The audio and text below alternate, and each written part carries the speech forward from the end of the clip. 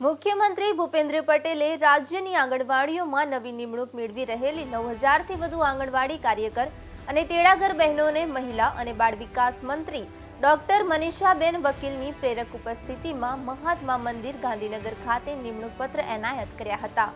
રાજ્યભરમાં નિમણૂક પત્ર વિતરણના ઝોન વાઇઝ યોજાયેલા કાર્યક્રમોમાં મંત્રીઓ અને પદાધિકારીઓએ નિમણૂક પત્ર એનાયત કર્યા હતા અને સૌએ ગાંધીનગરમાં યોજાયેલા રાજ્ય કક્ષાના કાર્યક્રમનું પ્રસારણ નિહાળ્યું હતું।